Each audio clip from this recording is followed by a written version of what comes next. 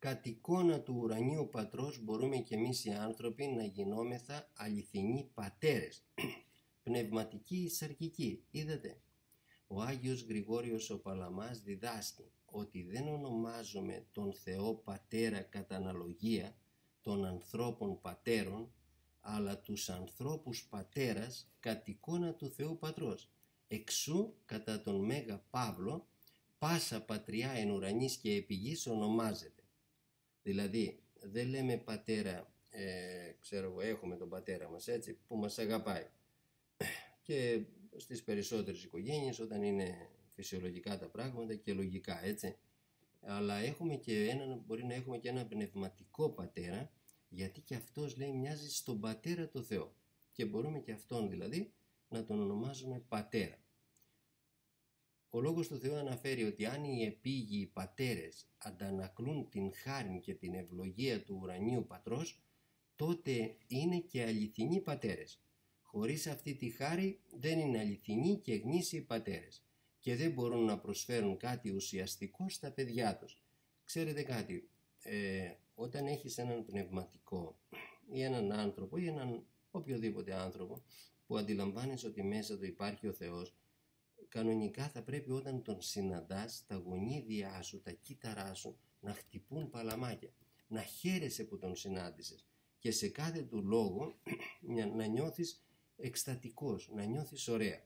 Γιατί κάπως έτσι όταν και ο Θεός κάνει την παρουσία του στον άνθρωπο, έτσι νιώθουν οι άνθρωποι του Θεού. Νιώθουν μια ανεκλάλητη χαρά. Μια ανεκλάλητη χαρά που δεν περιγράφεται. Καλησπέρα Ελευθερία. Υπάρχει μερική κρίση ή μόνο η Δευτέρα παρουσία? Από σήμερα υπάρχει η κρίση αυτή που ο καθένας είναι καλύτερα να κρίνουμε τον εαυτό μας παρά να μας κρίνει έτσι μετά αργότερα ο Θεός. Όπως το λέει και η Εκκλησία μας, κρίνει ζώντας και νεκρούς. Είναι ωραίο δηλαδή να κρίνω εγώ τον εαυτό μου αν ζω σύμφωνα με τη σοφία του Θεού. Δεν θα γίνουμε 100% όπως λέει το Ευαγγέλιο του Χριστού. Δεν γίνεται αυτό το πράγμα. Γι' αυτό ο Θεός μας χάρισε το έλεος. Εγώ λέω ότι το Ευαγγέλιο του Χριστού είναι ανεφάρμοστο. Και όλοι οι Άγιοι που πεθαίνουν όλοι λένε ότι είναι αμαρτωλοί. Δηλαδή αμαρτωλός είμαι ακόμα, λέει, μετά από πολλά χρόνια.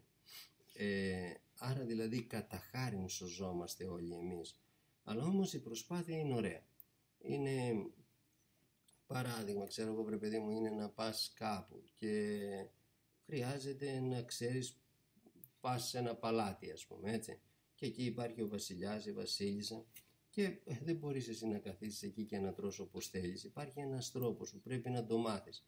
Είναι ωραίο δηλαδή σήμερα σπουδάζουμε, τουλάχιστον όταν βρεθούμε με το Θεό, με τους Αγίους, να μην είμαστε, πώς λένε, ατσούμπαλοι πνευματικά.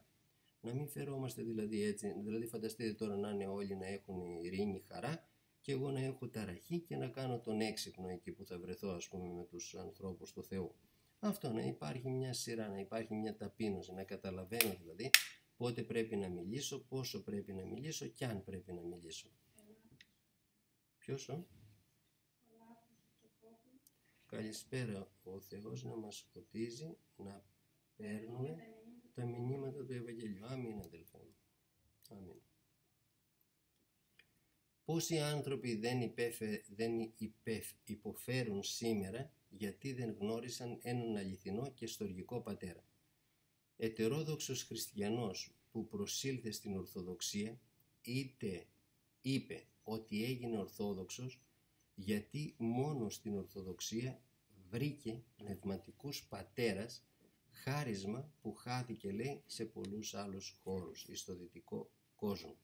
Και πράγματι είμαστε πάρα πολύ τυχεροί γιατί έχουμε ανθρώπους που προσπάθησαν, που αγωνίστηκαν και έγιναν Άγιοι και μάλιστα με το παράδειγμά τους δίδαξαν χιλιάδες ανθρώπους, έτσι, δεκάδες, εκατοντάδες, χιλιάδες ανθρώπους. Και τα βιβλία τους σήμερα πολλοί άνθρωποι τα προτιμούν και τα ζητούν και συνεχίζουν να νοθετούν. Ποτέ δεν σταματούν δηλαδή οι άνθρωποι του Θεού.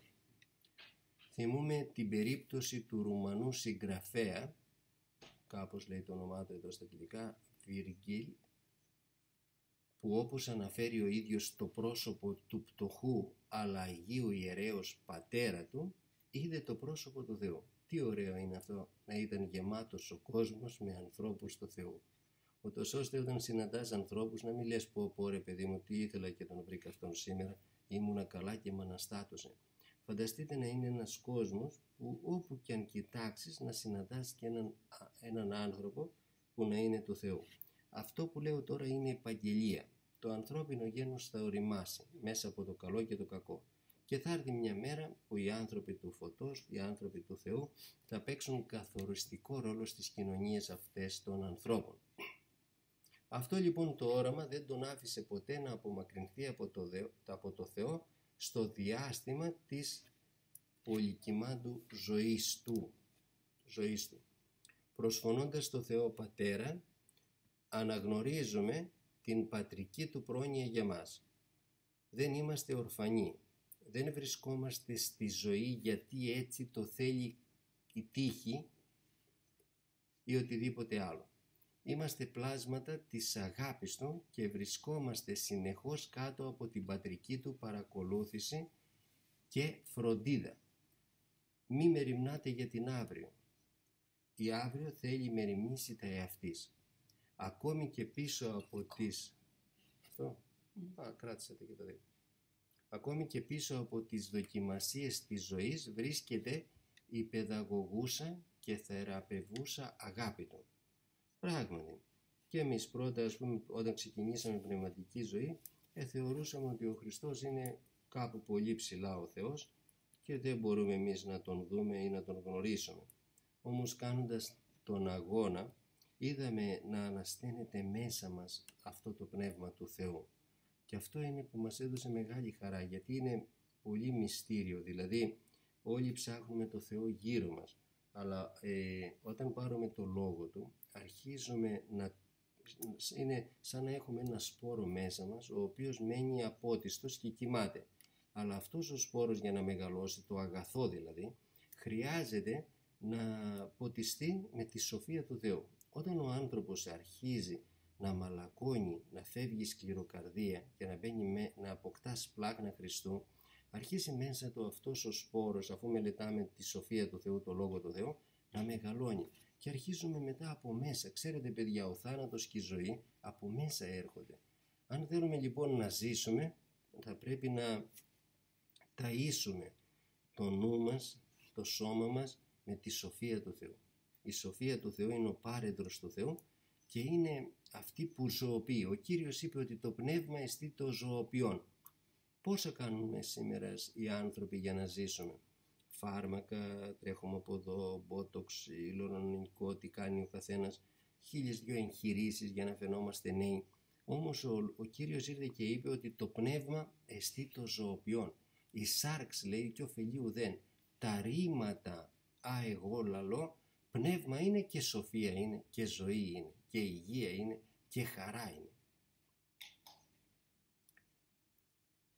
Ο Άγιος Κοσμάς ο Αιτωλός μας λέει «Και πρώτον έχομεν χρέος να αγαπόμεν το Θεόν μας, διότι μας εχάρισε τόσην γην, μεγάλην, ευρύχωρον, εδώ πρόσκαιρα να κατοικούμε, τόσες χιλιάδες, μυριάδες, χόρτα, φυτά, βρύσες, ποταμούς, πηγάδια, θάλασσα, ψάρια, αέρα, ημέρα, νύχτα, φωτιά, ουρανό, άστρα, ήλιο, φεγγάρι, όλα αυτά για ποιον τα έκανε, μας λέει ο Άγιος Κοσμάς ο Αιτωλός, δια όλους εμάς. Τι μας εχρεωστούσε? Τίποτα. Όλα χάρισμα μας έκαμεν ανθρώπους και δεν μας έκαμε ζώα. Για φαντάσου, και μόνο που είσαι λογικό και μπορείς να εξελιχθείς και να φτάσεις να γίνεις κατ' εικόνα και καθομοίωση, δεν είναι μεγάλο πράγμα. Άλλο το αν εγώ αδιαφορώ ή δεν έχω καταλάβει για ποιο λόγο υπάρχω, το λόγο της ύπαρξής μου. Δεν έχω ασχοληθεί δηλαδή για να ψάξω να βρω ποιος είμαι. Είμαστε πάρα πολύ τυχεροί που γεννηθήκαμε και βλέπουμε αυτόν τον κόσμο. Ξέρετε, ο Χριστός, ο Θεός έχει δύο Ευαγγέλια, έχει πολλά Ευαγγέλια, αλλά δύο είναι τα βασικά. Το ένα είναι η Καινή Διαθήκη και το άλλο είναι η Δημιουργία. Η Δημιουργία είναι άγραφο Ευαγγέλιο. Δηλαδή οι άνθρωποι μπορούν να γνωρίσουν το Θεό από τα ποίηματα. Αυτό που κάνουμε εμείς τώρα και πολλές φορές χρειάζεται να μιλάμε για το Θεό, ο Λόγος του Θεού το λέει μορία. Δηλαδή θα έπρεπε να γνωρίζουμε ήδη το Θεό όλοι μας και θα έπρεπε όλοι μας να ζούμε με αγάπη. Αυτό είναι το σοβαρό. Αλλά δεν πειράζει. Σιγά σιγά. Ο Θεός έχει ένα σχέδιο, εμείς δεν απελπιζόμαστε, τα πάντα συνεργούν στο αγαθό της αγαπώσει το Θεό, συνεχίζουμε το ταξίδι μας, έτσι. Λοιπόν, μας έκαμε ανθρώπους και δεν μας έκαμε ζώα. Μας έκαμε ευσεβείς και ορθοδόξους χριστιανούς και όχι ασεβείς. Δεν είναι ευλογία αυτό τώρα, να γεννηθείς σε ένα κράτος χριστιανικό. Θα μπορούσαμε να γεννηθούμε σε ένα άλλο και να πιστεύουμε στο κάρμα, να πιστεύουμε στην τύχη, να πιστεύουμε στα χαρτιά, να πιστεύουμε ότι στο όνομα του Θεού σκότωσε και 10 ανθρώπους, ας πούμε. Δεν ξέρω τι θεωρίες, και γεννηθήκαμε χριστιανοί, έτσι. Και ζούμε κοντά σε μια ευλογημένη εκκλησία που έχει περίπου γύρω στους 16 εκατομμύρια εγγεγραμμένους Αγίους. Έχει βγάλει η εκκλησία μας, τόσους ανθρώπους. Φανταστείτε, και πόσοι άλλοι που δεν γνωρίζουμε, έτσι, γιατί ο Θεός δουλεύει και μυσταγωγικά.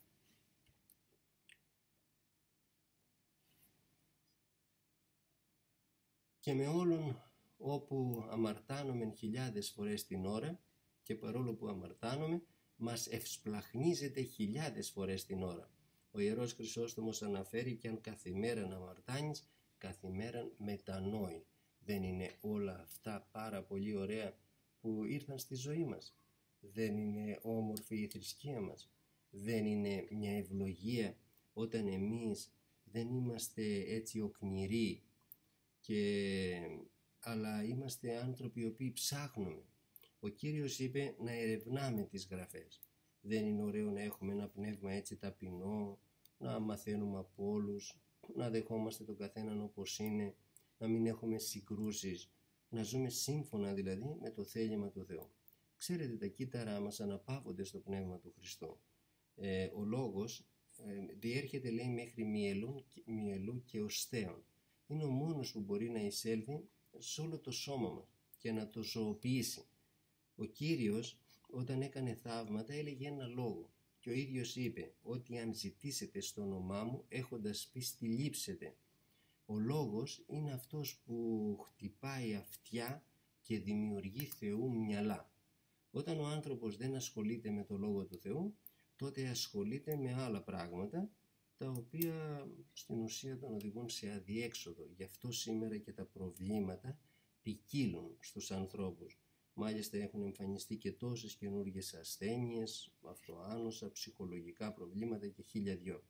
Δεν έχουμε δει έναν χριστιανό, πραγματικά χριστιανό έτσι, να έχει τέτοια προβλήματα. Ίσα ίσα έχει ειρήνη, έχει χαρά, έχει μια αρμονία η οποία τον αγκαλιάζει 24 ώρες το 24ωρο. Αυτό κάνει ο Χριστός. Όταν πραγματικά θέλω να γίνω χριστιανός, έτσι. Όχι όταν θέλω να μαλώσω με τους άλλους. Δηλαδή αν διαβάζω το Ευαγγέλιο για να ζω με συγκρούσεις ή για να το παίζω χριστιανός, αλλά να είμαι χριστιανός. Πάντοτε ο Θεός μας είναι με την αγκαλιά ανοιχτή και περιμένει να μετανοήσουμε, να πάυσουμε, να φύγουμε από τα κακά και να κάνουμε τα καλά, να εξομολογηθούμε, να διορθωθούμε, να μας αγκαλιάσει, να μας φιλήσει, να μας βάλει μέσα στο νοητό αυτό παράδεισο που ιδρύει μέσα μας από σήμερα. Τώρα, τέτοιον γλυκύτατον Θεόν και τέτοιον γλυκύτατον αυθέντην και δεσπότην δεν πρέπει και εμείς να τον αγαπούμε και αν τύχει ανάγκη ακόμη και τη ζωή μας να δώσουμε γι' αυτόν, να μην τον προδώσουμε δηλαδή ποτέ. Αυτό το λέει ο Άγιος Κοσμάς ο Ιτωλός, που ζούσε σε άλλες εποχές που κινδύνευε η ζωή του κάθε στιγμή και κάθε λεπτό, αλλά ήταν τόση μεγάλη η αγάπη του για το Θεό που έλεγε και να πεθάνω δεν πειράζει. Ευχαριστώ πάρα πολύ αδερφέ. Ο Κύριος μας. Τώρα δεν κάνω κανένα επάγγελμα, είμαι συνταξιούχος.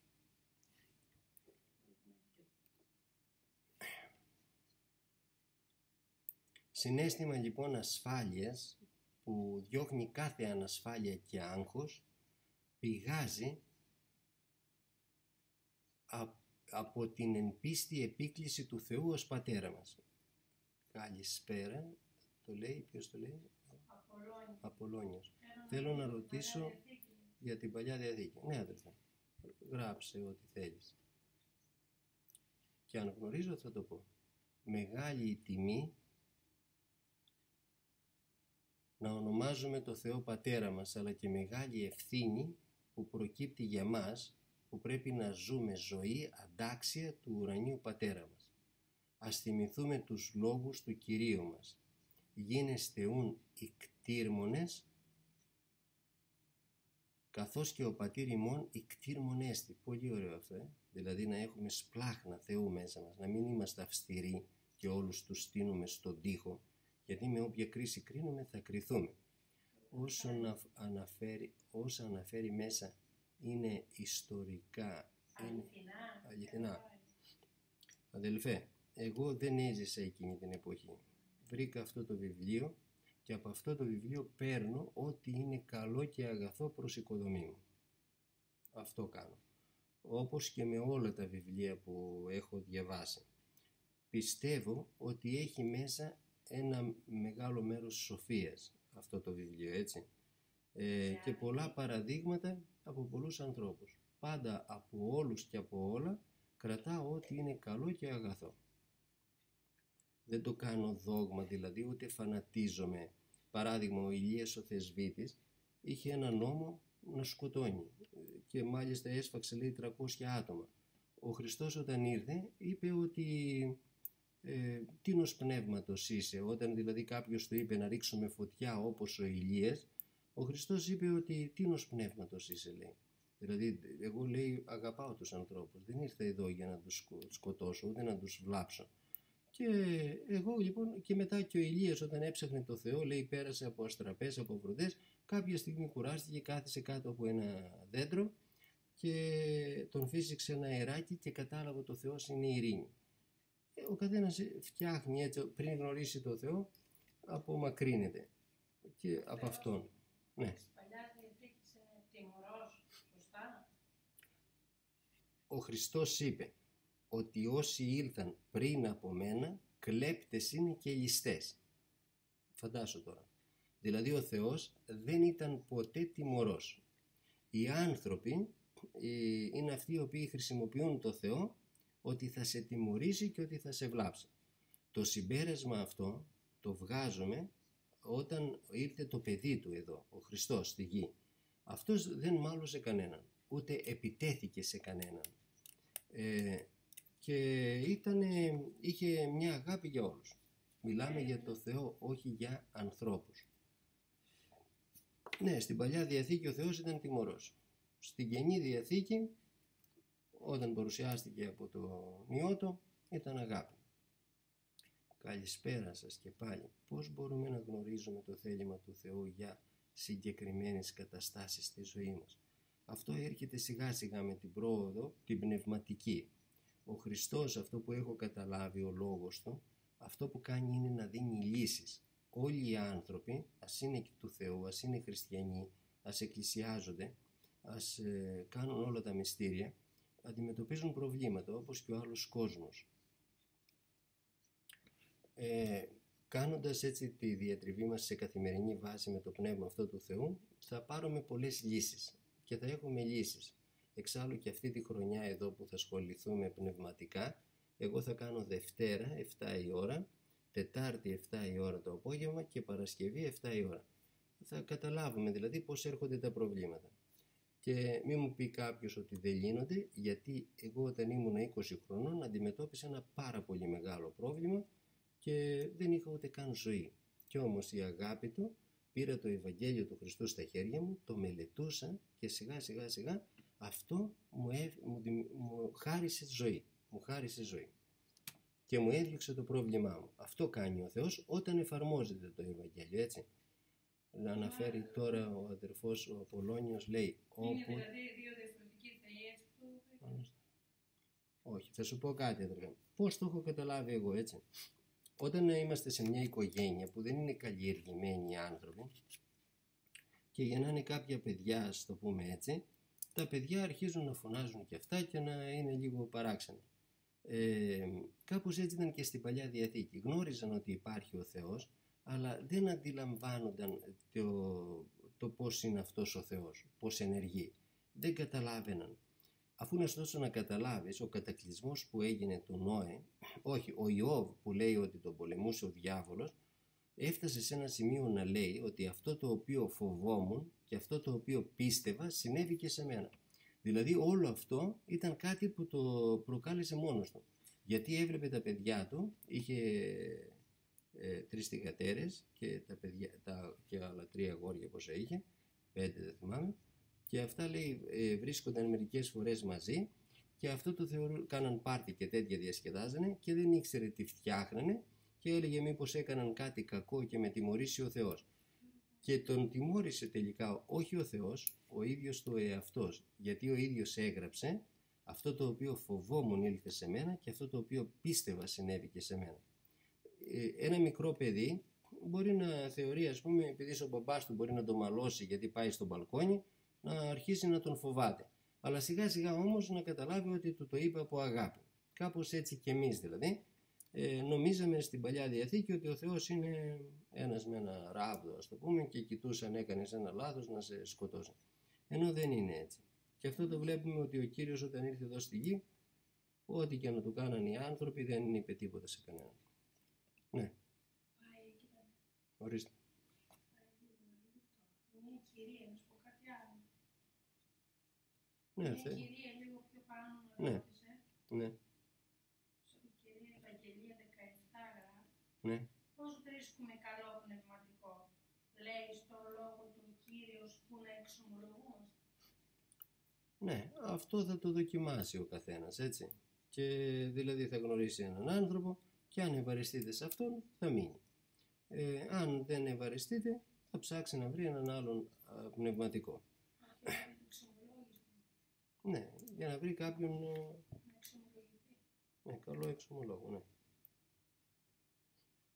Είναι προσωπικό αυτό, δεν ξέρω πώς μπορεί να γίνει. Εμένα παράδειγμα δεν με νοιάζει να εξομολογηθώ σε όποιον και να είναι. Δεν με ενδιαφέρει. Δεν έχω να φοβάμαι κάτι δηλαδή. Θεωρώ ότι όλοι οι άνθρωποι είναι καλοί. Παράδειγμα, κοιτούσα μια μέρα έναν άνθρωπο αφιερωμένο στο Θεό και λέει ότι ο πνευματικός μου ήταν πάρα πολύ αυστηρός. Όπως και ο Παΐσιος το είπε αυτό, ότι είχε πάρα πολύ αυστηρούς πνευματικούς και τον βάζαν να κάνει πολλές δουλειές και τέτοια. Αυτός τους υπάκουγε, είδε ο Θεός την υπακουή που είχε, Άγιο τον έκανε.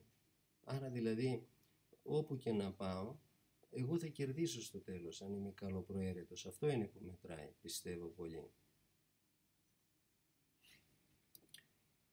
Γράφει σχετικά ο Άγιος Νικόδημος ο Αγιορείτης. Δια τούτο ο Κύριος μας παραγγέλνει τι λογής να προσευχόμεθα προς τον κατά χάριν πατέρα μας. Δια να φυλατώμεθα πάντοτε υποκάτω εις την χάριν της υιοθεσίας έως τέλους. Εις το να είμεθα δηλαδή τέκνα Θεού, όχι μόνο κατά την αναγέννηση και το βάπτισμα, αλλά και κατά την εργασία και πράξη. Επειδή εκείνος όπου δεν κάνει έργα πνευματικά άξια της άνωθεν αναγέννησης, πέφτει σε πολλές παγίδες, έτσι, του πονηρού. Και ξέρετε, όταν λέμε διάβολος, είναι αυτό που συμβαίνει, δηλαδή είναι ότι διαβάλλω τα πράγματα. Την αλήθεια τη λέω ψέμα και το ψέμα το κάνω πολλές φορές αλήθεια. Βρίσκομαι δηλαδή σε μια σύγχυση και δεν ξέρω τι να κάνω. Ξέρετε παιδιά, είναι πολλά πράγματα που μπορούμε να τα κάνουμε. Αυτά που μπορούμε ας τα κάνουμε. Είναι και κάποια πράγματα που δεν μπορούμε να τα κάνουμε. Ας τα αφήσουμε να τα κάνει ο Θεός. Θα προσευχόμαστε δηλαδή και θα το ζητάμε. Και είναι και πολλές φορές που μπορεί να θέλουμε και να επιμένουμε σε κάτι το οποίο αντί να μας κάνει καλό, να μας κάνει κακό. Και θέλει και αυτό μια προσοχή. Ας αφήσουμε το Θεό.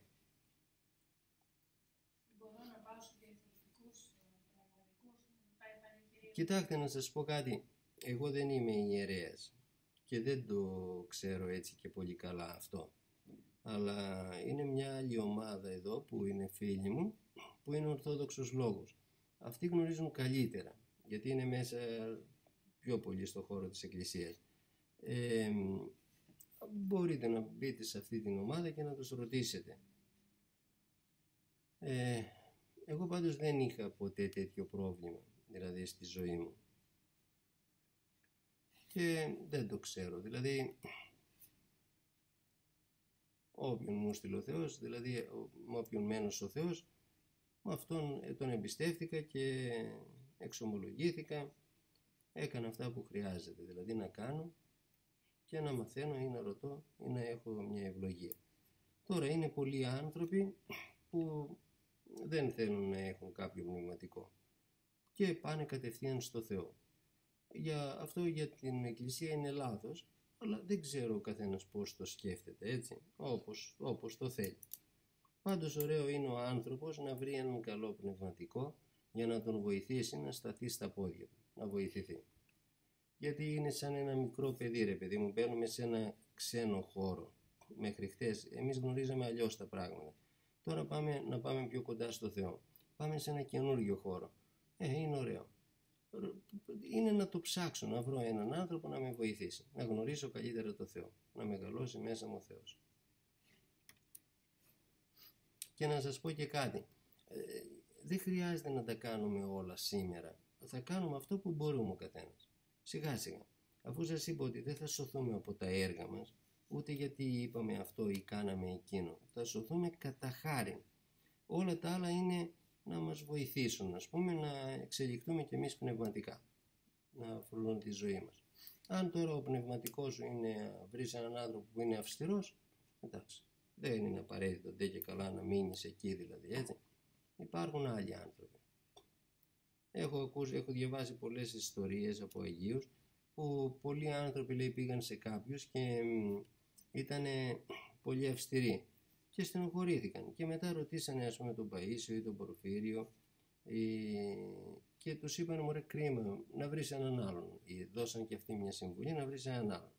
Κάπως έτσι και εμείς, μέχρι να βρούμε έναν άνθρωπο που αναπαύεται η ψυχή μας, μέχρι να τον βρούμε θα ζούμε με τα βιβλία των Αγίων και με όλα αυτά.